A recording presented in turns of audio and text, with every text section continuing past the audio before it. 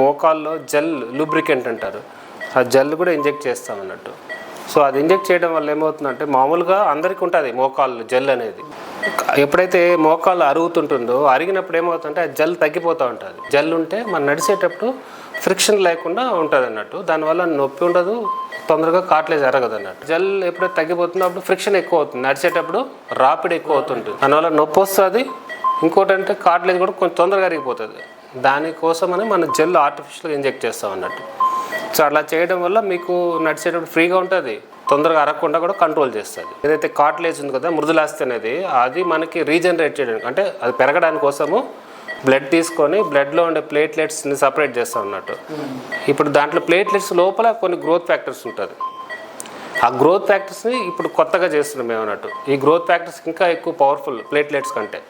So అందుకని ఆ ప్లేట్లెట్స్లో ఉన్న గ్రోత్ ఫ్యాక్టర్ని సపరేట్ చేసి ఈ మోకాల్లో ఇంజెక్ట్ చేస్తాం.